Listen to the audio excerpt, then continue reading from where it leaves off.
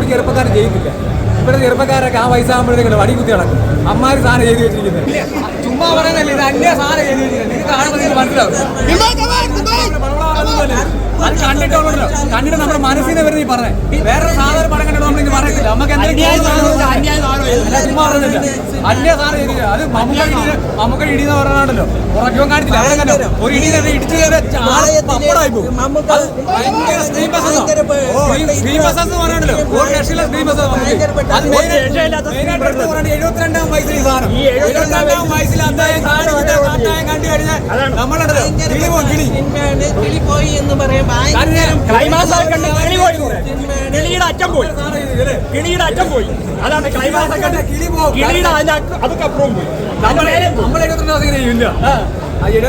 ഞാൻ മെയിനായിട്ട് ജനിച്ച ആ ആക്ഷൻ ക്ലൈമാക്സിൽ ആക്ഷൻ ചെയ്യുമ്പോൾ അദ്ദേഹത്തെ കുറിച്ച് ചെയ്യുന്നില്ല. അതായത് 72 അവസാനം നിങ്ങൾക്ക് ആക്ഷൻ കാണുമ്പോൾ മനസ്സിലാവും. ആ ആക്ഷൻ എന്ന് പറഞ്ഞിട്ട് 1-2 ഇടിച്ചിരുന്നല്ല, ചവറി അവർ ഇടിയ.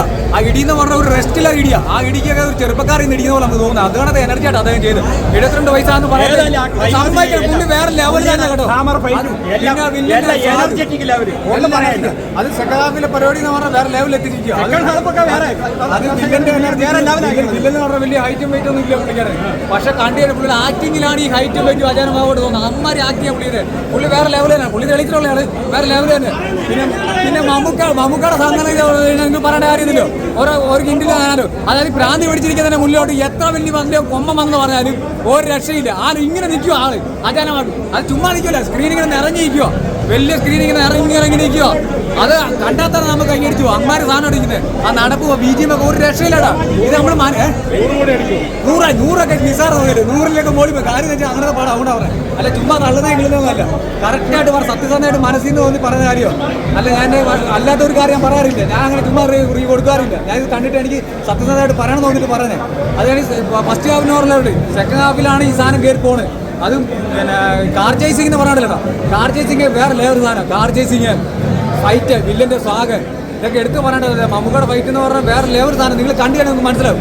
ഇത് ഉള്ളിത്തട്ടി പറയുന്നത്, അല്ലാതെ ചുമ്മാ റിവ്യൂവിന് വേണ്ടി പറയുന്നൊന്നുമല്ല. ഇത് ആത്മാർത്ഥമായിട്ട് ഉള്ളിത്തട്ടി തന്നെ പറയുന്നത്. അത്രയ്ക്ക് സാഗായിട്ട് മെയിനായിട്ട് അദ്ദേഹത്തിൻ്റെ ഇതിനെക്കുറിച്ച് എനർജിയെക്കുറിച്ച് എനിക്ക് ഏറ്റവും കൂടുതൽ എനിക്ക് അപ്രീഷിയേറ്റ് ചെയ്യുന്നുണ്ട്. ഈ 72 വയസ്സിൽ പുള്ളി ചെയ്തവർ ഞാൻ അത് തന്നെ ചിന്തിച്ചിട്ടുണ്ട്. എന്ത് സാധനം ചെയ്യുന്നത് ചേട്ടാ. ഞാൻ ഒരു ഇടി ഇടിച്ചിട്ടുണ്ടല്ലോ, ഇങ്ങനെ ഒരു ഇടി ഇടിച്ചു കഴിഞ്ഞാൽ ആൾ ചത്തു പോകുന്ന നമുക്ക് ആ ഫീലിംഗ് വരുന്നുണ്ട്. ആ ഫീലിംഗ് വരണമെങ്കിൽ അത്രയ്ക്ക് പവറായിട്ട് പുള്ളിക്കാരൻ ചെയ്തിരിക്കുന്നത്. അത്രയും ഫീലിംഗ് വരണമെങ്കിൽ അമ്മാര് സാധനം അത് 10-15 പേരേക്ക് ഇങ്ങനെ വരുമ്പോൾ ഒന്നിച്ചിരി അതിനെ കോടം പോലെ 10-15 ഒന്നിച്ച് ഇടിയല്ല. അവിടെ നിന്ന് ഓരോരുത്തരെ വെച്ചിട്ട് ഓരോരുത്തരേക്ക് ഇടിക്കുന്ന ഒരു ഇടി ഇടിച്ച ആൾക്ക് തെറിച്ചങ്ങോട്ട് പോകുന്ന രീതിയിലുള്ള സാധനം. അന്നേരം നമുക്ക് ആ ഫീലിംഗ് കിട്ടുന്നുണ്ട്. അല്ല അവിടെ വേറെ കത്തി ഇതൊന്നും അല്ല. ആ ഫീലിംഗ് വരുന്നത് ഒറിജിനാലിറ്റി ആയിട്ട് തോന്നുന്നുണ്ട്. അത് അമ്മാര് സാധനം ചെയ്ത് വെച്ചിട്ട് നമുക്ക് വേറെ ലെവൽ സാധനം തന്നെ ആയിരിക്കും. ആ പടം കാണുന്നത് നിങ്ങൾക്ക് മനസ്സിലാവും. എനർജി വേറെ ലെവൽ. ഞാൻ ഇത് പറഞ്ഞില്ല, എനിക്ക് അവരുടെ വലിയ വിഷമമായിപ്പോൾ. ഇത്ര എനർജിയോടെ ചെയ്യുന്നു ഒരു ചെറുപ്പക്കാരൻ ചെയ്യുന്നില്ല. ഇവിടെ ചെറുപ്പക്കാരൊക്കെ ആ വയസ്സാകുമ്പോഴത്തേക്ക് വടി കുത്തി നടക്കും. അമ്മാര് സാധനം ചെയ്ത് വെച്ചിരിക്കുന്നത്. അത് പറയാതിരിക്കാൻ പറ്റുന്നത്. പറഞ്ഞ് നമ്മളൊക്കെ സിനിമയിൽ അഭിനയിക്കുന്ന ഒരാളെന്ന് പറയേണ്ടത്. അത്രയ്ക്ക് എനർജി അദ്ദേഹം. പടം വേറെ ലെവലാണ്. പടം 100 അല്ല 150 200 കോടി പോകും. അങ്ങനെ സാധനം ചെയ്ത് വെച്ചു. നിങ്ങൾ ധൈര്യത്തിൽ കൊടുത്തു ആർക്കും ടിക്കറ്റ് എടുക്കാം. പടം വേറെ ലെവലിൽ. സെക്കൻഡ് ഹാഫിലാണ് നമ്മുടെ ഇതിനെ പടം പോയത്. അതായത് വേറെ ലെവലിലേക്ക് പടം കൊണ്ടുപോകാം. സെക്കൻഡ് ഹാഫിൽ കൊണ്ടുപോകും. ഭയങ്കര ത്രില്ലിംഗ്. ടിസ്റ്റൊക്കെ ഉണ്ടോ, ഓരോ ടിസ്റ്റ് ഉണ്ട്, ക്ലൈമാക്സ് ടിസ്റ്റ് ഉണ്ട്. അങ്ങനെ അങ്ങോട്ട് ടിസ്റ്റാണ് ഭയങ്കരമായിട്ട്. ടിസ്റ്റിൽ നമ്മൾ പ്രതീക്ഷിക്കുന്നത് നമുക്ക് പ്രഡിക്റ്റ് ചെയ്യാൻ പറ്റില്ല. പ്രഡിക്റ്റ് ചെയ്യാത്ത ടിസ്റ്റൊക്കെയാണ്. അതല്ലേ പടത്തിൽ വിജയം, മെയിനായിട്ട് വിജയം. പിന്നെ സ്വാഗും പിന്നെ ആക്ഷനും പൃഥ്വിരാജ് ഷൺമുഖനൊക്കെ സാധനമൊക്കെ സാധനമൊക്കെ അതൊക്കെ പൊളി സാധനം കണ്ടു തന്നെ മനസ്സിലാക്കണം. അപ്പോൾ അറിയിക്കാൻ പറ്റില്ല. നിങ്ങൾ കാണത്തില്ല.